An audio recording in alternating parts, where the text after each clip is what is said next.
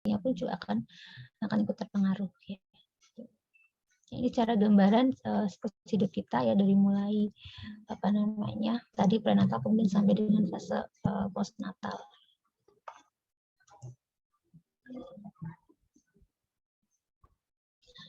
Oke, baik, secara umum ya untuk periode yang prenatal itu kita bisa kelompokkan menjadi 3 fase di sana ya. Yang pertama ada fase preembrionik, kemudian yang kedua ada fase embrionik, dan yang ketiga ada fase fetal atau fase fetus ya. Ini kalau kita lihat berdasarkan waktunya ya. Untuk yang preembryonik stage itu adalah dimulai saat terjadi fertilisasi ya, pembuahan atau bertemunya spermatozoa dengan ovum sampai dengan kira-kira usia 16 hari.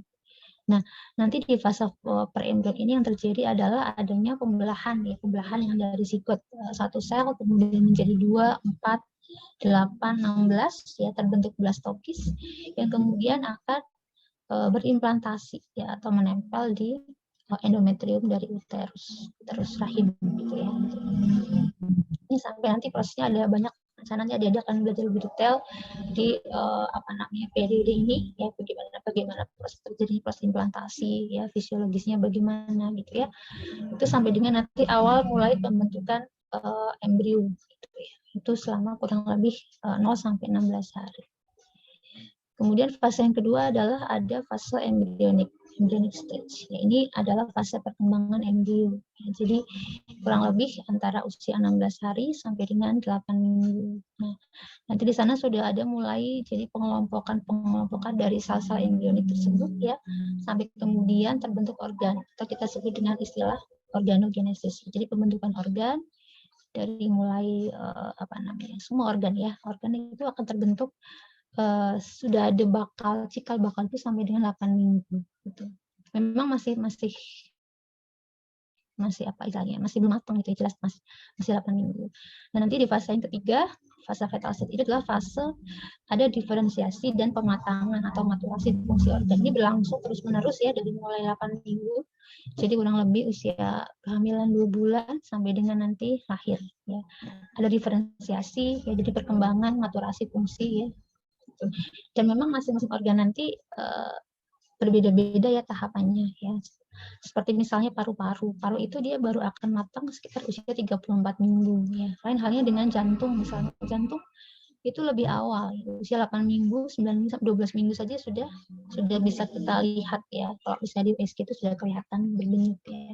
Tapi kalau tadi paru ya, selama sebelum 34 minggu itu cenderung masih kolaps. Jadi belum bisa sudah ada strukturnya belum berfungsi. Dia akan matur dan siap untuk berfungsi mulai usia 34 minggu. Itu juga misalnya dengan renal ya atau ginjal. Ginjal sudah ada, tetapi trimester 2 ketiga baru dia bisa berfungsi sebagai organ penghasil urin ya, walaupun fungsi-fungsi yang lainnya tentu saja belum sempurna ya. Ini pada periode prenatal. Ini termasuk periode yang sangat penting sekali ya, karena kuncinya adalah di sini ada pembentukan organ dan maturasi. Jadi kalau misalnya ada suatu gangguan di dalam periode ini, nanti efeknya adalah bisa terjadi gangguan entah itu strukturnya ataupun dari fungsinya gitu ya. Yang nanti bisa berakibat cacat gitu ya, atau ada gangguan fungsi ya, seperti itu.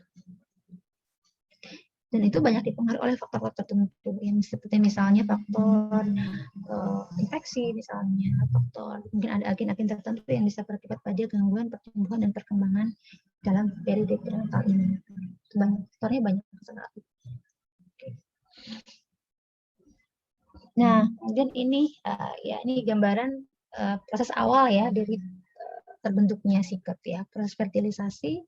Mungkin nanti adik-adik akan banyak diskusi lebih lanjut ketika belajar tentang fisiologi dari terjadinya proses ini ya. Itu fertilisasi.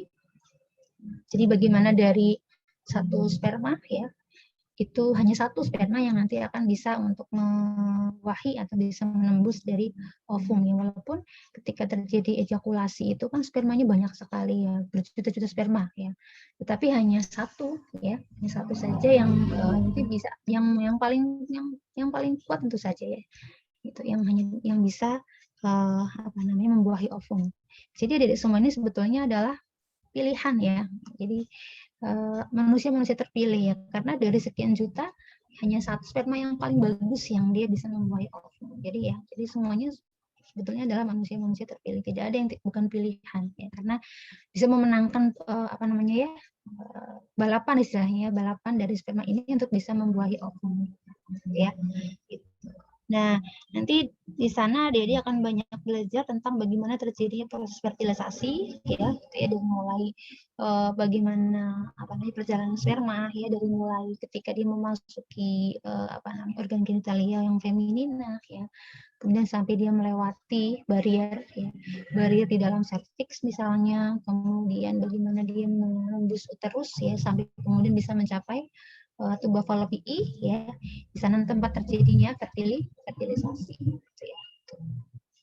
Kemudian kenapa kok misalnya kenapa kok sperma yang berikutnya udah nggak bisa nembus, apa ya sih yang terjadi gitu ya, nanti akan dipelajari di sana ya, karena memang ketika ada satu sperma yang bisa menembus ovum maka akan seperti terbentuk kayak semacam barrier ya, udah nggak bisa lagi sperma lain masuk gitu ya, gitu ya. Fertilisasi ya. Kemudian nah setelah nah terjadinya kurang lebih di sekitar ini ya, di daerah tuba fallopi'i ya, yang paling sering memang terbentuknya di daerah tuba yang paling luas ya, di ampula tuba, walaupun bisa juga terjadinya itu di tempat lain dari tuba fallopi'i ya. Nah, di sini ya dari tadinya apa namanya oosit ya, oosit sekunder yang kemudian akan diovulasikan ya, kemudian langsung ditangkap. Ya ini maaf ya, saya di pinggir jalan jadi bising sekali ya.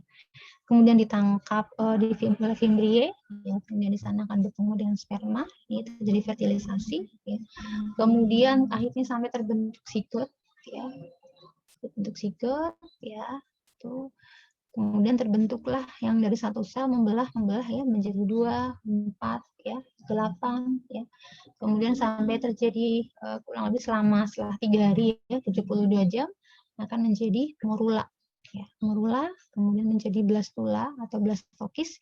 Nanti blastokis inilah yang dia akan menempel pada endometrium dari terus atau rahim ya.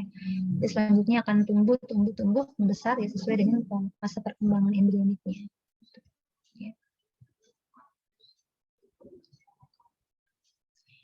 Nah, ini ya, kemudian setelah sampai di terus ya, maka blastokis ini kemudian akan menempel ya. Jadi memang punya kemampuan untuk apa ya, menembus dari lapisan endometrium sehingga akhirnya bisa menempel dan bahkan nanti bisa secara sempurna ya. Setelah kurang lebih 16 hari itu bisa sempurna masuk ke dalam lapisan endometriumnya. Sebelum nantinya akan terbentuk plasenta ya, yang merupakan supplier ya, istilahnya supplier kehidupan dari si fetus ini. Nih, ini implantasi kurang lebih hari 67 sampai dengan 16 hari terbentuknya seperti ini ya.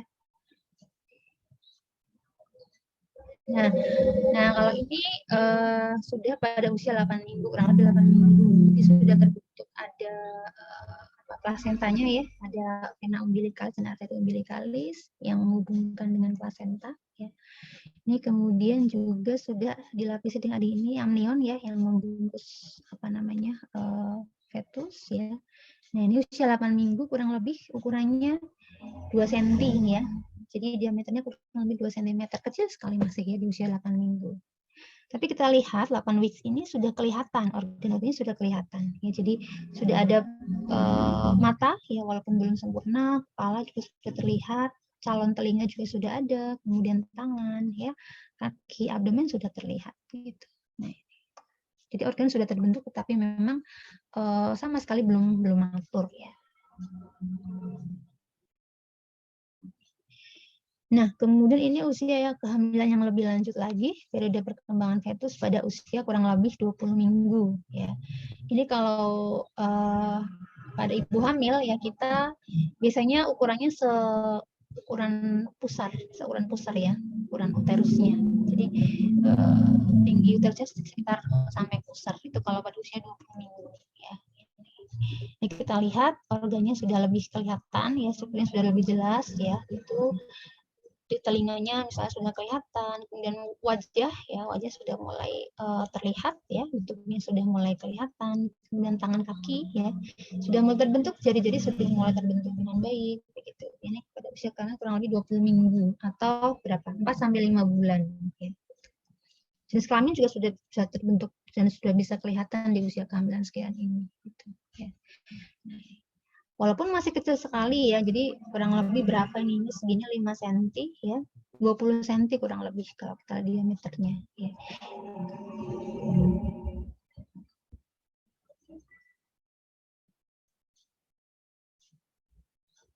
Nah, kemudian pada beberapa kasus kehamilan ya kita menjumpai beberapa hal yang unik ya. Bisa dibilang memang bukan yang normal ya. Misalnya adalah adanya twins atau kembar ya, bayi kembar. Ini adik-adik sudah pernah membaca ya banyak kasus bayi kembar, baik itu yang terpisah secara full seperti ini misalnya, ataupun misalnya yang ada kelainan, misalnya terjadi bayi kembar siam seperti itu ya. Itu salah satu contoh yang terjadi di dalam fase ini. Kalau yang kembar siam itu biasanya karena memang dia berasal dari satu sel telur ya, dan dibuahi membelahnya 2 kali sehingga terbentuk 2, tetapi pembelahannya tidak sempurna sehingga ada bagian tubuh tertentu yang masih menjadi 1 begitu.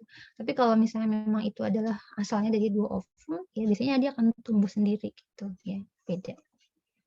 Nanti mukanya juga nggak persis banget ya, jadi bukan identik, tapi memang dia karena dari 2 ovum yang berbeda, kemudian dari 2 sperma sehingga yang dibuahi hampir bersamaan gitu ya, bersamaan sehingga akan menjadi 2. Bahkan ini ada yang lebih dari 2, gitu, ada 3, 4, 5 itu ada sesuatu di perkembangannya.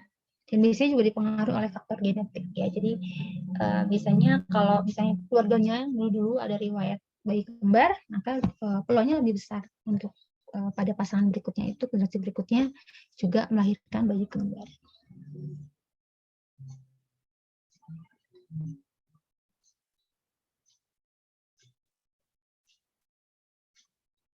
Ya, nanti kalau adik-adik belajar tentang embriologi lebih dalam, ya ada genetika juga, nanti di sana akan ada beberapa kelainan ya yang bisa terjadi akibat karena adanya gangguan dalam fase-fase embrionik ya, fase-fase prenatal tersebut ya. Jadi ada banyak sekali sebetulnya. Baik itu yang memang dia itu sifatnya genetik ataupun memang yang karena faktor-faktor non genetik ya gitu. Yang genetik contoh misalnya ini ya. Ada yang tahu ini apa yang sebelah kanan? Ada yang tahu kah? Ini siang-siang puasa-puasa jam rawan ini. Ya. Ada yang tahu nih yang sebelah kanan gambar apa? Izin coba menjawab, dokter. Ya. Itu Down syndrome bukan ya, dok? Ya betul, ini Down syndrome. Ini contoh kelainan genetik ya. Jadi ada, nanti kalau adik baca ada trisomi 21. Jadi kromosom 21-nya itu ada yang lebih 1 ya. Jadi kalau normalnya kan kita 46 kromosom. Nah, ini di kromosom 21-nya itu ada 3. Sehingga jumlahnya adalah 47 kromosom ya, trisomi 21. Atau ya Down syndrome. Ini gejalanya sangat khas ya. Ini biasanya terjadi karena faktor resikonya banyak. Ini adik bisa searching ya faktor resiko Down syndrome. Di antaranya misalnya faktor usia ibu ya. Ini yang faktor resiko yang sudah cukup lama dikenal. Jadi Down syndrome ini lebih banyak terjadi pada ibu yang hamil usianya tua. Jadi 35 tahun ke atas itu lebih berisiko melahirkan anak dengan Down syndrome. Itu diantaranya ya. Kemudian juga faktor-faktor paparan yang lain ya, misalnya paparan zat radioaktif itu bisa juga menjadi salah satu pemicu ya. Gejalanya sangat khas ya, tampakan fisiknya sudah kelihatan ya. Dari mulai mata ya, kemudian bentuk hidungnya, kemudian bentuk lidahnya, ya, sangat khas sekali untuk Down syndrome ya. Dan ini tidak hanya fisik tapi juga mentalnya juga perkembangannya terganggu ya, sehingga sangat kasihan kalau kita melihat dengan Down syndrome begitu. Kemudian contoh yang sangat sering kita jumpai ya, saya kira adik-adik semua sudah pernah ya melihat. Kemudian yang sebelah kiri ini adalah salah satu contoh gangguan akibat ini penggunaan zat-zat yang teratogen, jadi zat-zat yang bisa membahayakan ya, penggunaannya membahayakan sehingga sangat tidak dianjurkan digunakan oleh ibu hamil ya.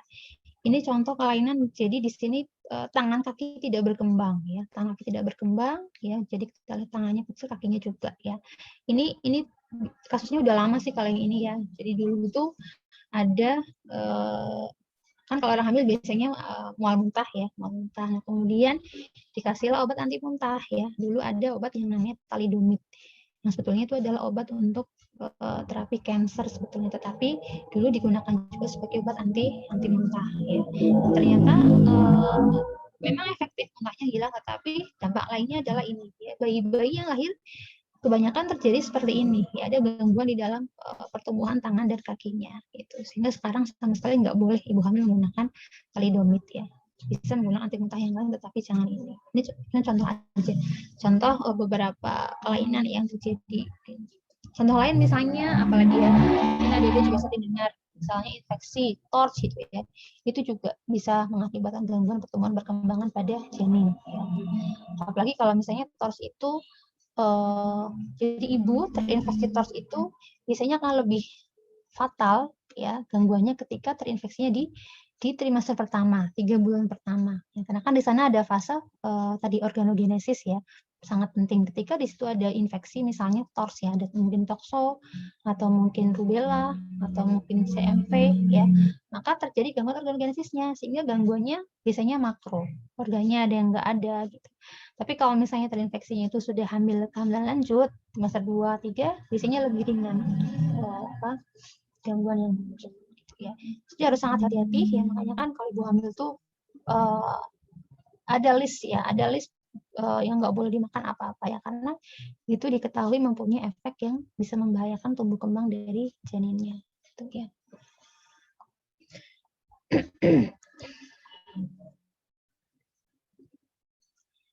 Ya oke, kemudian setelah kurang lebih 9 bulan 10 hari ya, karena kalau dihitung kurang lebih 9 bulan 10 hari, maka kemudian fetus tadi akan masuk fase persalinan ya.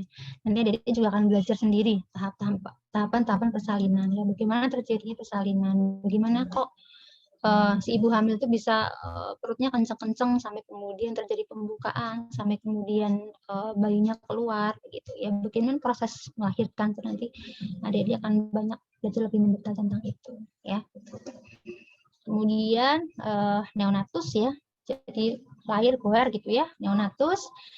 Nanti ada fase bayi, kemudian anak-anak, remaja, dewasa, tua sampai dengan mati. Ya.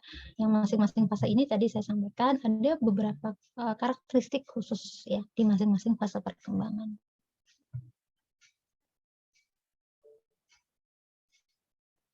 Nah, ini fase yang pertama ya, untuk postnatal, itu fase neonatus. Ini adalah waktunya adalah dari usia 0 sampai 4 minggu. Jadi kurang lebih 28 hari ini fase neonatus.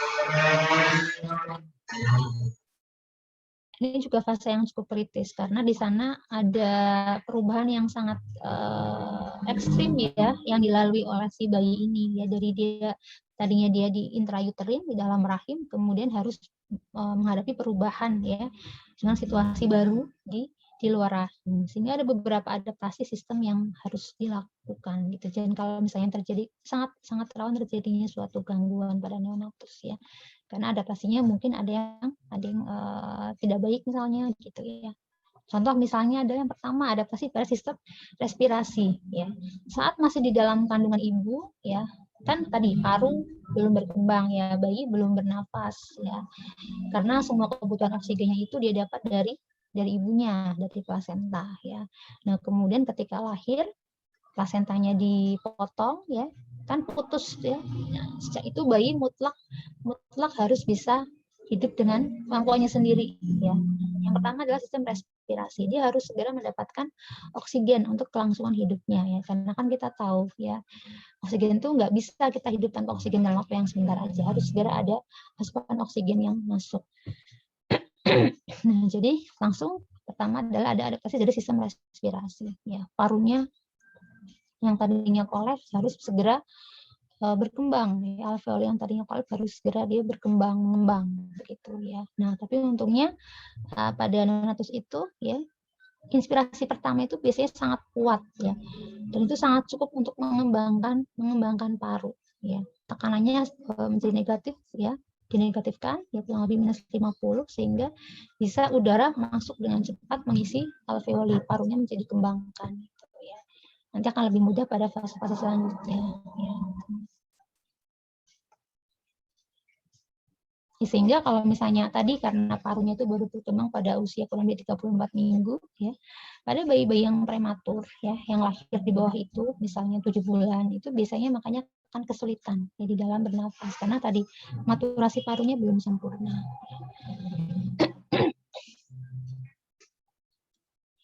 Itu yang pertama terkait dengan sistem respirasi ya. Jadi karena putus ya, tadinya dapat oksigen dari ibu gitu ya. Nah, sekarang secara harus berusaha sendiri mendapatkan oksigen dari udara luar ya. Jadi paru perkembangannya harus segera ya. Gitu. Dan akan berbeda misalnya si ibunya itu melahirkan ya. Kan bisa aja ibunya itu melahirkannya ada yang dibius, ada yang tidak ya. Nah, biasanya kalau pada ibu-ibu yang lahir tanpa dibius, misalnya yang lahir spontan, itu kan akan lebih cepat ya, lebih cepat di dalam pematangan pengembangan parunya pada saat pertama kali lahir. Tetapi pada ibu-ibu yang di anestesi, ya misalnya karena harus melahirkan dengan sesar, gitu ya, itu biasanya akan lebih lambat, ada jeda waktu ya, karena ada pengaruh dari obat anestesi tersebut, begitu. Sehingga dalam penggunaan obat-obat bius itu harus seminimal mungkin ya, jangan sampai nanti bayinya lahir pengembangan parunya terhambat, itu akan sangat membahayakan kelangsungan hidup si bayi. Tuh, kemudian itu sistem respirasi ya, nanti adik-adik bisa baca lebih banyak tentang itu. Lalu sistem sirkulasi, nah ini juga ada beberapa adaptasi yang terjadi ya, yang tadinya sirkulasinya kan sirkulasi fetal ya, dari arteri vena umbilicalis ke jantung ya. Kemudian setelah itu terputus semua sehingga jantung harus bisa menjadi center dari sistem sirkulasi, pembuluh darah juga gitu ya. Nanti ada beberapa yang terjadi misalnya mungkin adik nanti akan belajar banyak tentang perbedaan sistem sirkulasi antara bayi bagaimana, fetus bagaimana, apa saja perbedaannya gitu ya. Itu akan berbeda ya. Misalnya kalau pada fetus kan jantungnya belum sempurna ya, masih ada antara atrium kanan kiri itu masih ada foramen yang terbuka, ada duktus yang masih belum sempurna gitu ya. Itu nanti akan harus bisa menutup ketika usia-usia awal kelahiran ya. Kemudian juga adaptasi terkait dengan termoregulasi ya, atau sistem pengaturan suhu tubuh ya. Nah, ketika di perut kan nyaman sekali tuh ya, udah nggak ngurus apa-apa tuh istilahnya sudah oke semua kondisinya. Tapi ketika lahir ke dunia ya, cuaca lingkungan sangat mudah berubah ya, tubuh harus bisa beradaptasi supaya bisa suhu tubuhnya tetap stabil gitu ya. Nah, sementara pada bayi-bayi itu memang ini belum sempurna ya, kemampuan di dalam mengatur suhu tubuh belum sempurna, sehingga memang orang tuanya lah yang harus memelihara itu. Jadi misalnya nggak boleh terlalu tempat yang dingin ya, karena memang bayi sangat mudah mengalami hipotermi ya, suhunya mudah sekali turun, atau yang terlalu panas juga nggak bisa ya, dia belum bisa ya, makanya harus dijaga betul ya suhu tubuh si bayi itu supaya tetap normal. Suhu lingkungan juga harus selalu dijaga ya, karena belum sempurnanya di dalam mengatur suhu ya, termoregulasinya belum sempurna. Oke, kemudian juga terkait dengan fungsi ginjal ya, dan juga keseimbangan asam basanya juga ya, karena kan ginjal itu baru istilahnya baru sempurna itu pada kurang lebih usia 2 tahun ya. Jadi sebelum 2 tahun itu masih ada yang belum optimal ya gitu, dalam keseimbangan cairan ya, juga asam basa gitu ya. Dan kita tahu kalau bayi itu kan metabolismenya sangat tinggi ya. Pernafasannya aja berapa kalau adik-adik tahu, neonatus itu kurang lebih 120-an, 140. Jantungnya ya, nafasnya juga masih cepat ya. Jantungnya cepat, nafasnya juga cepat ya. Nah, karena metabolisme yang tinggi ini, maka otomatis metabolisme itu kan akan menghasilkan diantaranya adalah asam ya. Senyawa asamnya akan lebih banyak terbentuk pada bayi, sehingga bayi itu akan lebih mudah mengalami asidosis dibandingkan pada orang dewasa. Kemudian cairannya juga ya sangat mudah mengalami dehidrasi ya, karena permukaan tubuhnya kan masih luas dibandingkan dengan berat badannya gitu, sehingga penguapan sangat mudah terjadi ya, bayi akan sangat mudah mengalami dehidrasi. Tuh, kemudian juga terkait dengan fungsi liver ya, fungsi livernya itu juga belum sempurna ya. Biasanya akan matang dalam waktu kurang lebih 14 hari itu akan matang gitu. Sehingga pada awal-awal kehidupan sering terjadi manifestasi dari belum sempurnanya fungsi liver ya. Mungkin adik-adik pernah lihat ya. Nah, ini ada bayi yang kuning ya. Pernah lihat, Dek? Bayi yang mengalami kuning? Ya, kuning atau istilahnya kita sebut dengan istilah ikterus ya, atau jaundice ya. Mungkin kalau kemarin ada dia belajar tentang metabolisme bilirubin ya, nah itu kan memperlihatkan fungsi liver ya, fungsi hepar. Nah di sini kalau karena belum sempurna ya, hepar belum bisa mengkonjugasi bilirubin dengan sempurna, sehingga bilirubin yang unconjugated akan banyak terdapat di sirkulasi gitu, sehingga kan dia warnanya kuning ya, pemecahan dari hem gitu kan. Nah jadi bayinya berwarna kuning. Nanti kalau udah heparnya sempurna, konjugasinya sudah bagus ya, biasanya akan hilang sendiri. Makanya kan perlu dibantu dengan cara dijemur biasanya ya, kalau bayi baru lahir ya. Ini ikterus. Ini fisiologis bisa, patologis juga bisa ya. Kalau yang fisiologis biasanya karena memang heparnya belum sempurna, jadinya ya kuning. Tapi kuningnya juga biasanya ringan, nggak sampai kuning seperti yang di gambar ini ya gitu. Dan munculnya juga tidak langsung ya. Jadi kan misalnya bayi lahir, hari berikutnya baru mulai muncul kuning, itu biasanya fisiologis, nggak masalah. Tapi kalau misalnya lahir terus kok langsung kuning, nah itu kita yang harus waspada, ada apa gitu ya. Ini contoh yang masih fresh kemarinnya di blok 22 ya, tentang metabolisme bilirubin. Ini contohnya seperti ini pada bayi baru lahir yang livernya belum sempurna. Kemudian, nah ini contoh yang di sistem sirkulasi kardiovaskular di sini ya. Ini misalnya adalah adanya ventricle septal defect ya. Adik-adik, ini ada jantung ya, lalu ada ventricle kiri dan kanan. Ini kan normalnya di sini tertutup ya. Ini ada kelainan tertentu yang namanya ventricle septal defect. Jadi ada defect di sini ya, sehingga nanti bisa terjadi bercampurnya darah ya antara ventricle kanan dan kiri, sehingga ventricle kiri yang mestinya dia itu kayak oksigen, nanti bisa terjadi percampuran begitu ya. Nanti sehingga manifestasinya bisa yang paling mungkin adalah sesak ya, kemudian juga sianosis, kebiruan ya, karena kurangnya oksigen gitu ya. Ini beberapa contoh kelainan. Kalau ini apa nih? Kalau ini mah ini nggak tahu ini. Bayinya lagi melet ya. Oke. Ini beberapa contoh ya adaptasi yang terjadi pada neonatus. Nah, kemudian setelah neonatus kurang lebih 28 hari, nanti berikutnya adalah fase ini ya, 0 sampai 2 tahun. Jadi 1 bulan sampai kurang lebih 2 tahun ya. Ini adalah periode yang kritis ya, postnatal, karena terjadi tumbuh kembang yang sangat cepat, pertumbuhan cepat, perkembangan juga cepat ya. Ini dua istilah yang adik-adik harus bisa bedakan antara pertumbuhan dan perkembangan. Nanti ada ya materi tumbuh kembang sendiri ya gitu. Kalau pertumbuhan itu lebih kepada ukuran fisik ya, yang kelihatan bisa kita ukur, misalnya berat badan ya, kemudian tinggi badan ya. Kalau belum bisa berdiri berarti kita menyebutnya PB atau panjang badan ya. Lalu status gizinya ya, jadi perbandingan antara misalnya bisa berat badan, kemudian tinggi badan, kemudian usia ya, lingkar kepala ya, itu namanya pertumbuhan yang bisa kita ukur lah ya. Berat badannya bagaimana pertumbuhannya, setiap bulannya bagaimana, apakah naik ya, naiknya apakah sesuai dengan kurva atau tidak ya, tinggi badannya bagaimana ya. Ini pertumbuhan yang bisa kita ukur ya. Beda dengan perkembangan. Kalau perkembangan lebih kepada maturasi fungsi ya, atau fungsinya ya, fungsi mentalnya bagaimana, fungsi sosialnya bagaimana, psikomotornya bagaimana, itu yang perkembangan ya. Contoh misalnya kemampuan motorik ya, yang paling bisa kita amati adalah kemampuan motorik kasar. Kapan si bayi ini bisa mengangkat kepala, kapan bisa tengkurap, ya, kapan dia bisa duduk, ya, kapan bisa merangkak, berjalan gitu ya, itu kemampuan perkembangan motorik kasar, ya, itu bisa kita amati, ya. Gitu. Apakah sesuai nggak dengan tahapan umurnya? Kan mestinya usia sekian bisa ini, sekian bisa ini gitu ya. Nah, itu perkembangan. Kemampuan bahasanya bagaimana? Ya, misalnya kalau usia 2 bulan sudah bisa au gitu ya.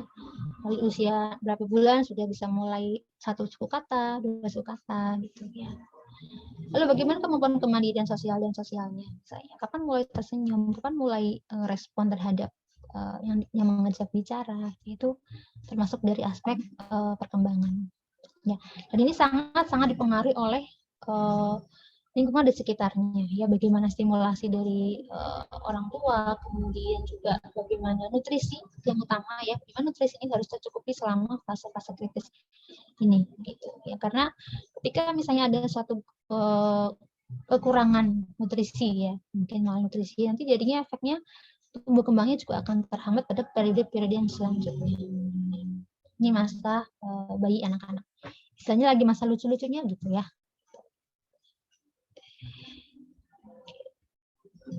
Adik-adik sampai sini apakah ada yang mau didiskusikan? Belum?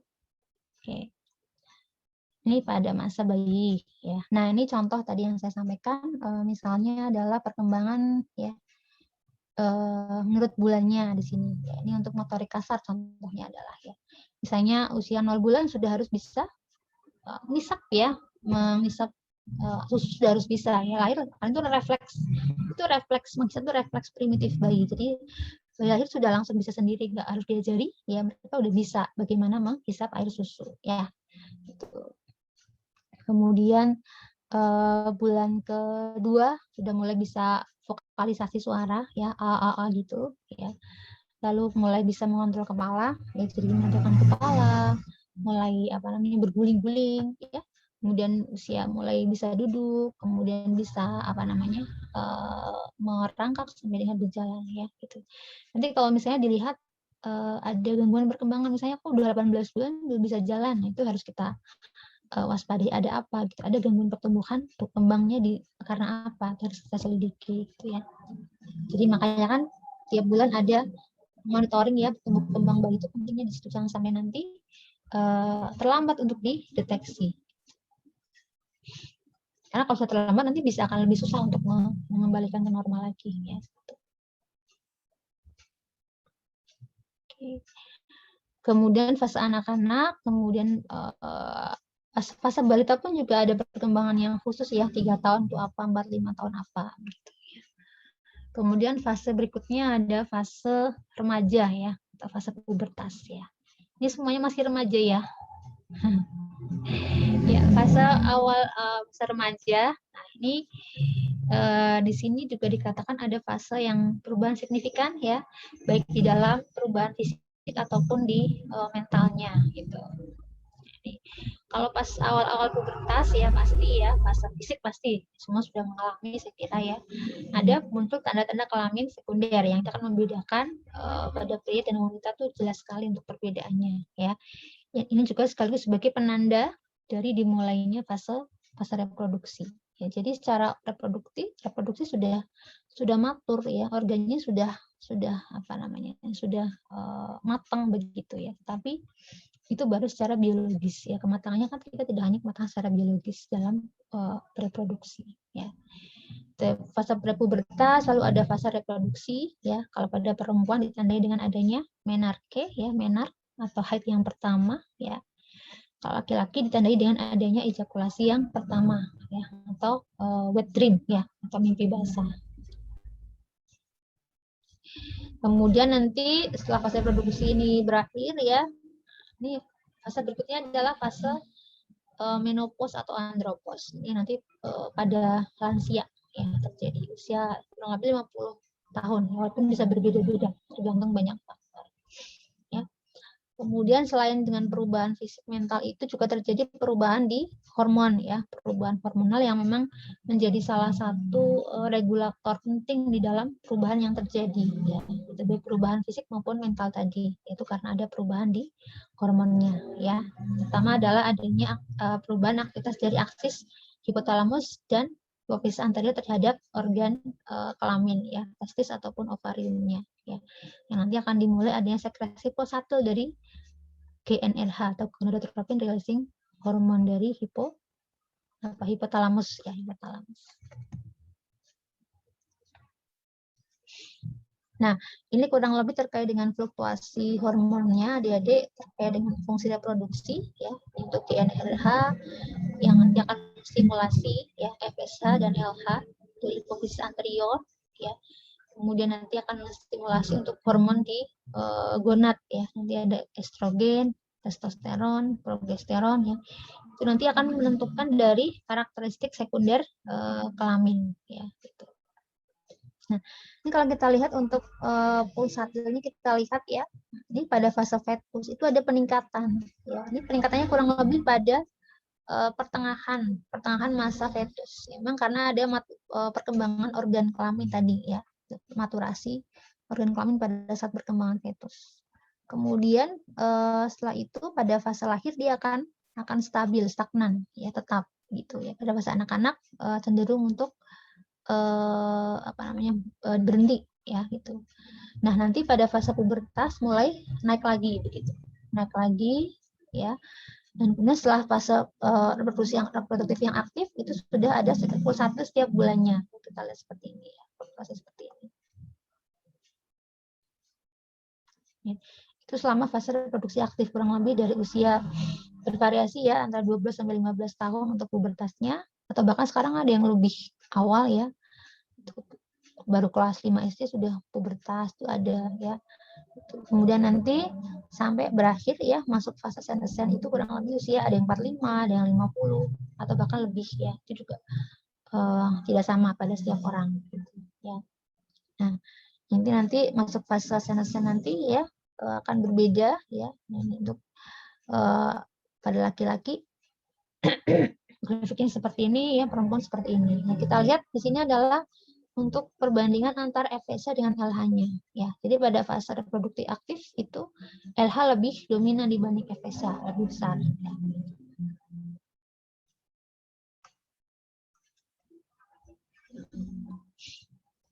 Ya, kemudian ini ada beberapa faktor yang berpengaruh di dalam onset pubertas ya. Jadi kan tadi ada yang pubertasnya usia ada yang 12, ada yang mungkin 15 ya, ada yang 9 tahun bahkan sudah pubertas ya. Kalau di bawah itu namanya pubertas prekok atau pubertas dini ya. Faktor genetik ya, ini misalnya dari orang tuanya ya. Kemudian juga dari perkembangan sistem saraf pusat ya, perkembangannya bagaimana ya, yang terkait dengan tadi hipotalamusnya bagaimana, akses HPA-nya bagaimana. Kalau memang sudah teraktivasi ya nanti bisa pubertas lebih awal ya.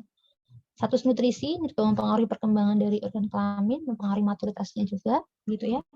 Dan kemudian adalah dari melatonin ya, hormon melatonin, yang mana hormon ini dikenal sebagai inhibitor dari pengeluaran GnRH ya. Jadi kalau misalnya melatoninnya itu tinggi ya, maka biasanya juga akan lebih lambat untuk pubertasnya. Kalau rendah itu biasanya lebih cepat, pubertasnya lebih cepat. Ya, ini beberapa tanda perubahan kelamin sekunder ya, yang mungkin adik-adik semua sudah memahami ya, sudah pernah dapat juga dulu ya di SMA saya kira ya. Wanita ya, pertama adalah awalnya pertumbuhan dari payudara terlebih dahulu ya, ada telarke, kemudian pertumbuhan lemak ya, ada penimbunan lemak di regi gluteal ya, di wanita, kemudian juga ada pertumbuhan rambut di daerah pubis dan juga di aksila ya. Kemudian kelenjar apokrin ya, sekretnya sudah berubah sekretnya ya. Kemudian juga perubahan bentuk ukuran uterus sudah lebih besar gitu ya. Lalu ada perubahan bentuk tubuh ya. Itu semua juga terkait dengan perubahan hormonal tadi ya. Pada wanita, nah ini rentang usia ya yang lazim ya. walaupun tidak selalu sama pada setiap orang. Dari mulai usia 9 tahun ya sudah mulai adanya pertumbuhan payudara ya, gitu. Ya, walaupun masih awal ya, itu pertumbuhan payudara kira-kira sampai usia 15 tahun, kemudian pertumbuhan rambut pubis ya, kemudian menarche ini juga bervariasi ya, gitu. Pertumbuhan tulang dan rangka juga ya terjadi di sana ya. Dan memang biasanya lebih awal dibandingkan dengan laki-laki. Ya. Jadi biasanya kalau anak SD perempuan kelas 6 SMP itu lebih tinggi dibanding yang cowok ya. Karena kalau udah SMA kelas 3 cowoknya langsung cepat sekali pertumbuhannya. Nah, ini kalau yang pada pria ya, ada perkembangan testis, ya, kemudian ada perubahan suara ya, karena ada perubahan pada di darah tiroid ya, itu. Kemudian ada pertumbuhan otot ya, jadi lebih banyak ya, makanya kan massa otot pada laki-laki lebih besar dibandingkan dengan massa otot pada perempuan ya. Kemudian pertumbuhan rambut di berbagai tempat ya, ada penebalan kulit, pembentukan tubuh, dan juga peningkatan kadar HB. Jadi HB pada pria lebih tinggi normalnya dibanding pada wanita itu juga karena memang tadi massa ototnya lebih besar, kemudian juga rongga toraknya juga lebih besar, jadi memang karena perbedaan struktur ya, maka juga berpengaruh pada ini. Nah, ini kalau kita lihat onsetnya lebih lambat dibanding wanita ya. Tadi kalau pada perempuan kurang lebih 9 tahun ya. Ini kalau pada laki-laki relatif lebih lambat. Jadi 12 tahun itu baru biasanya ada mulai pertumbuhan rambut pubisnya dulu ya. Kemudian diikuti dengan pertumbuhan penis, ini udah SMP biasanya ya, walaupun sekarang bisa lebih basic ya. SMP, penis, kemudian diikuti dengan pertumbuhan dari tubuh ya, gitu. Lebih cepat sekali tingginya, ini bisa nyalip, yang perempuan bisa kesalip ya. Itu untuk masa-masa pubertas. Ini secara fisik, nanti secara emosional juga ada lagi, nanti akan ada pembahasan sendiri tentang psikologis ya. Gitu. Nah, kemudian setelah fase pubertas, masuk fase dewasa. Nah, kalau pada dewasa itu sedang matang-matangnya, lagi bagus-bagusnya gitu ya, semua fungsi-fungsi organ tubuh ya. Fungsi reproduksi juga sedang optimal, fungsi sistem-sistem yang lain semuanya sedang optimal ya. Nah, nanti ketika terjadi suatu penuaan ya, maka ada proses degenerasi ya, ada perubahan struktur ya, sehingga fungsinya juga akan menurun begitu ya. Dan ini juga melibatkan hampir semua sistem akan terdampak ya pada penuaan gitu, ya. Misalnya pada sistem reproduksi ya, laki-laki ada namanya andropause. Kalau pada wanita namanya adalah menopause. Jadi ada penurunan dari aktivitas testis ya, hormonnya juga, aktivitasnya juga berkurang gitu, sehingga nanti ya dampaknya adalah adanya penurunan fungsi yang terkait dengan hormon-hormon tersebut ya. Contoh misalnya nih, ini misalnya adalah kita lihat ini adalah fungsi dari estrogen ya pada organ gitu. Misalnya fungsinya adalah terkait dengan satu, maturasi, pemeliharaan uterus ya, tuba fallopiae, cervix, vagina ya. Kemudian juga bertanggung jawab terhadap pubertas ya, perkembangan seksual pada wanita ya, perkembangan payudara, kemudian juga proliferasi, perkembangan dari ovarium ya, dan sebagai umpan balik hormon-hormon dari hipofisis begitu ya. Sehingga ketika hormon ini sudah berkurang pada menopause ya, maka juga fungsi-fungsi ini juga akan ikut berkurang. Maintenance of pregnancy, memelihara kehamilan juga sudah tidak lagi ya. Pemeliharaan sel granulosa ovarium, nah sehingga nanti ovarium ini juga cenderung pertumbuhannya juga akan terhambat ketika estrogennya sudah minimalis atau tidak ada bahkan ya gitu. Kemudian juga apalagi nih, stimulasi sekresi prolaktin ya, untuk hormon untuk kelenjar air susu juga akan berkurang ya. Payudaranya juga jaringannya juga akan menurut ya, kurang ya. Kemudian hormon ini juga berperan sebagai anti osteoporosis ya, karena dia memelihara kepadatan tulang, sehingga pada menopause itu akan lebih berisiko terkena osteoporosis ya. Sehingga beberapa orang ada yang menggunakan terapi dengan terapi hormon estrogen untuk mencegah terjadinya osteoporosis. Ya, tuh. Itu pada sistem reproduksi ya. Contoh lain misalnya perubahan yang terjadi pada sistem muskuloskeletal ya. Misalnya adalah ada imbalance antara osteoblast dengan osteoklas. Ya, osteoblast kan untuk pertumbuhan tulang. Sebaliknya osteoklas adalah untuk pemecahan tulang ya. Karena osteoklas lebih aktif di sini ya, sehingga tulangnya juga masanya lebih apa ya, tidak padat gitu dibandingkan dengan usia-usia dewasa gitu ya. Kekuatannya akan berkurang ya untuk tulangnya. Kemudian ototnya juga demikian. Ototnya masanya akan menurun ya, kekuatannya juga berkurang ya.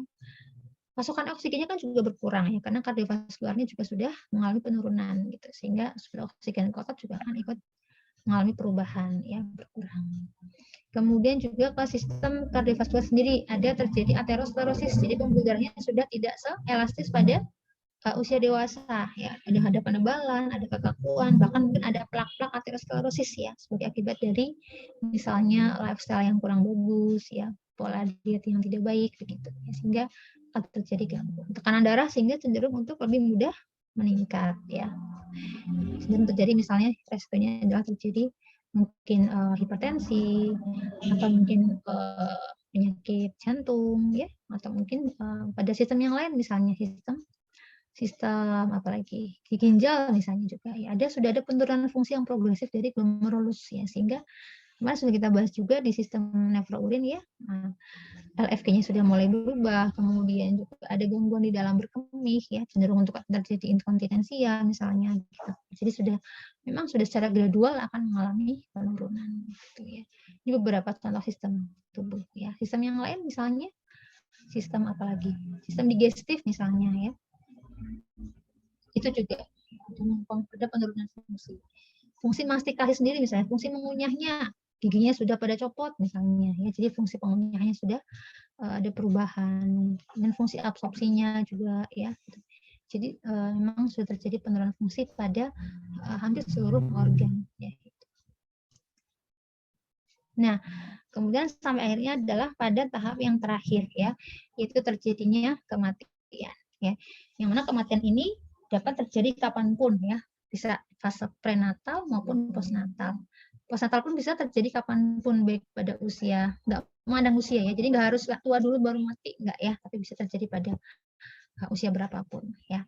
Ini intinya adalah terhentinya kehidupan manusia ya, jadi ada henti nafas, ada henti jantung ya, lalu ada kehilangan dari fungsi otak begitu, yang mana nanti kita bisa melihat beberapa karakteristik perubahan yang bisa kita amati pada seseorang yang sudah mati gitu ya, ada perubahan di tubuhnya gitu. Ini perubahan fisik yang bisa kita amati ya. Kalau perubahan fungsi tadi jelas ya, nafasnya berhenti, kita tidak bisa lagi melihat adanya pengembangan dada ya. Jantungnya berhenti, kita tidak bisa melihat adanya hijau jantung lagi ya. Kemudian fungsi otaknya sudah nggak ada misalnya, refleks pupilnya sudah tidak ada misalnya ya gitu. Nah, kalau perubahan fisik yang muncul ini biasanya nanti dipelajari dalam ilmu forensik ya. Kalau ada di belajar forensik, ada tubuh menjadi dingin ya. Istilahnya adalah algor mortis ya, dingin ya. Karena kan sudah tidak ada lagi termogenesisnya, sudah tidak ada ya, tidak ada lagi kontraksi otot ya, tidak ada lagi metabolisme tubuh, pernafasan yang menghasilkan CO2 dan panas tidak ada lagi gitu ya, penguapan terus terjadi sehingga terjadi algor mortis ya. Kemudian terjadi kaku ya, kaku mayat ya, atau rigor mortis ya, kakuan mayat ya. Itu terjadi karena memang ada gangguan di dalam ATP-nya udah habis ya, sehingga kaku terus ya. Kalau ada masih ingat tentang mekanisme kontraksi otot, di sana ya ada perlu ATP ya untuk siklus kontraksi. Kemudian yang ketiga ada yang namanya livor mortis atau lebam kebiruan. Ini karena adanya pengendapan dari sel darah merah. Ini biasanya terjadi di bagian bawah. Jadi kalau misalnya orang meninggalnya itu posisinya terlentang ya, maka lebam ini akan kita bisa jumpai di bagian bawah dulu, di bagian punggung ya. Jadi kalau kita balik ya, setelah sekian jam akan timbul lebam mayat atau livor mortis ya. Kemudian juga timbul pembekuan darah. Nah, nanti pada akhirnya akan terjadi yang namanya pembusukan dan autolisis ya, karena terjadi kematian sel, maka juga ini akan ada peran dari bakteri-bakteri yang akan pembusukan gitu ya. Yang ini biasanya mulai dari pencernaan dulu, yang memang di sana bakterinya itu banyak gitu ya, nanti baru ke bagian-bagian tubuh yang lain ya gitu. Baik adik-adik, saya kira itu untuk pengantar siklus hidup manusia ya. Semoga bisa memberikan gambaran secara garis besar ya. Nanti detailnya adik-adik bisa pelajari lebih lanjut di topik perkuliahan selanjutnya ya. Bagaimana dari mulai tadi prenatalnya bagaimana, dari mulai fertilisasi, bahkan dari mulai perkembangan organ kelamin ya, sampai terjadinya fertilisasi, kemudian terjadinya bagaimana proses kehamilan, perkembangan fetus ya, sampai proses persalinan, kelahiran, perkembangan pada neonatus, bayi, sampai dengan tumbuh kembang, anak, remaja, dan pada lansia. Oke, ada yang mau didiskusikan sampai di sini?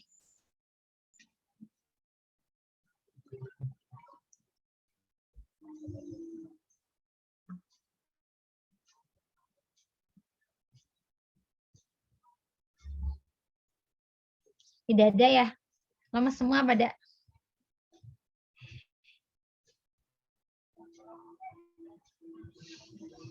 Baik, kalau tidak ada, mungkin saya cukupkan sampai di sini ya. Jadi nanti intinya adik-adik ini sebatas pengantar ya. Nanti detailnya adik-adik nanti silakan bisa pelajari banyak. Textbooknya bisa banyak ya, tergantung dari masing-masing fase ya. Karena kan masing-masing textbook, kalau misalnya mau yang umum ya, misalnya kalau mau di Titan tuh ada dari mulai perkembangan organ sampai dengan fase tua tuh ada, tapi kan memang kurang detail. Ini kalau misalnya mau detail bisa di textbook masing-masing tahapan perkembangan ada sendiri gitu. Nanti bisa diacu di sana.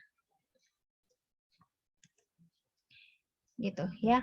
Oke, baik, kalau cukup mungkin saya cukupkan sekian dulu sampai di sini dulu ya. Semoga nanti selanjutnya Dede bisa lebih memahami, lebih mendetail terkait dengan bagaimana manusia dari mulai awal dibentuk ya sampai dengan nanti fase yang selanjutnya. Oke.